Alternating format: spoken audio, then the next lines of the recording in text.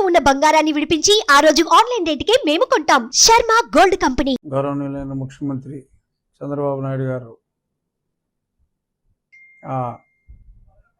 ఆవు నెయ్యిలో, లడ్డూ తయారీకి వాడే ఆవు నెయ్యిలో మరి పందికి సంబంధించిన కొవ్వు, అలాగే యానిమల్ మటన్ టాలో అంటారు, ఆ కొవ్వు పదార్థం మరి ఇవన్నీ మరి కలిసినాయి అని చెప్పి మరి ల్యాబొరేటరీ టెస్టుల్లో నిరూపితమై మరి ఒకళ్ళు ఇద్దరు కాంట్రాక్టర్లని బ్లాక్ లిస్ట్ కూడా చేశారని చెప్పి మరి తెలిసిన తర్వాత భక్తుల మనోభావాలు చాలా చాలా దారుణంగా దెబ్బతిన్నమాట వాస్తవం.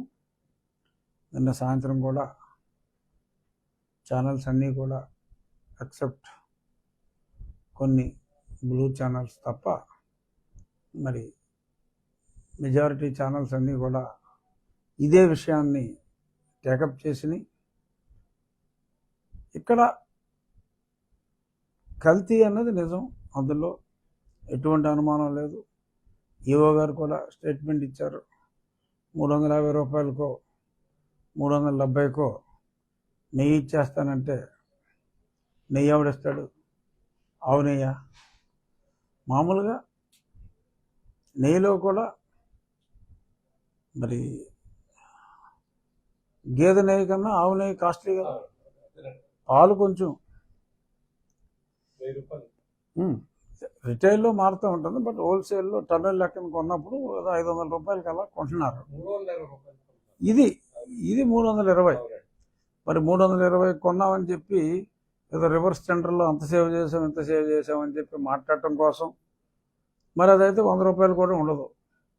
అదంతా సబ్బుల తయారీలో వాడతారు ఈ పదార్థాన్ని, ఈ పర్టికులర్ కొవ్వు పదార్థాన్ని బాగా నొరగొస్తుందని చెప్పి కొంచెం కాస్ట్లీ సబ్బుల్లో ఈ లార్డ్ అనగా పంది కొవ్వు, మటన్ టాలో అంటే ఓకే, అది పశువుది కావచ్చు,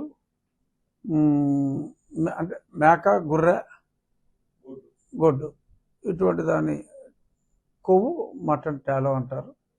మరి దాని సపోనిఫికేషన్ వాల్యూస్, అది సింపుల్ టెస్ట్. అది మరి ఆ ల్యాబొరేటరీకి 60-70 లక్షలు ఖర్చు అవుతుంది. మరి గత ప్రభుత్వాలు ఎప్పటి నుంచో మరి కొన్ని వేల టన్నులు అనాలా, కనీసం వేల అనాలా, సుమారు 1,00,000 టన్ను అనాలా, దగ్గర లక్ష టన్ను కొనుగోలు చేసేటప్పుడు మరి మామూలుగానే మరి పాలు కల్తీ, నెయ్యి కల్తీ, ఈ కల్తీ యుగంలో మరి నెయ్యిలో కల్తీ ఉందా లేదా అన్నది ఆఫ్టర్ ఆల్ పెద్ద ఖర్చు కూడా కాదు. మరి ల్యాబొరేటరీ ఇప్పుడు దాకా మరి ఎందుకు లేదు మరి తిరుమల తిరుపతి దేవస్థానంలో అన్నది అది $1 బిలియన్ ప్రశ్న.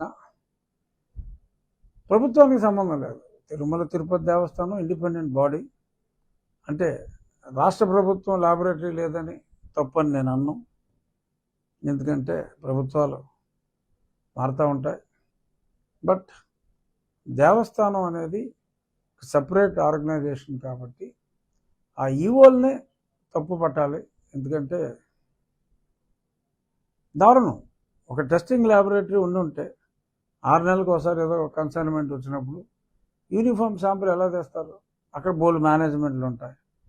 ఓ ట్రక్ వస్తుంది, లైట్ ఉందమ్మా తీసి, ఒక ట్రక్ వస్తుంది, ఆ ట్రక్కు టెస్ట్ చేస్తారు, ఆ కన్సైన్మెంట్ అంతా ఇంకా వదిలేస్తారు. మరి అది కరెక్ట్ కాదు. సింపుల్ టెస్ట్, ప్రతి కంటైనర్ని ఒక శాంపుల్ తీసుకుని దాన్ని కంపల్సరీగా టెస్ట్ చేయవలసిన అవసరం ఉంది. Test cost is nothing. సుమారు 400 నుంచి 500 కోట్ల ఖరీదు చేస్తూ ఉంటే మరి అక్కడ ల్యాబొరేటరీ కూడా లేకపోవటం మరి చాలా దురదృష్టం.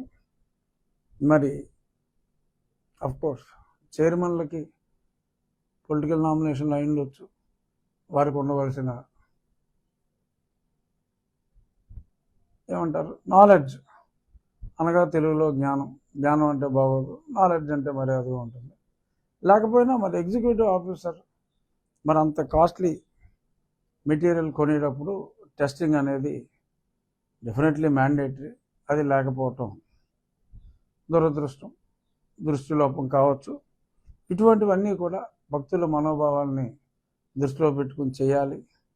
గత 5 సంవత్సరాల్లో ఖచ్చితంగా చెప్తున్నా, భగవంతుడికి భక్తుల్ని దూరం చేయటం ఎలా అనే క్రిమినల్ ఆలోచనతోనే బోర్డు నడిచిందన్నది పచ్చి నిజం.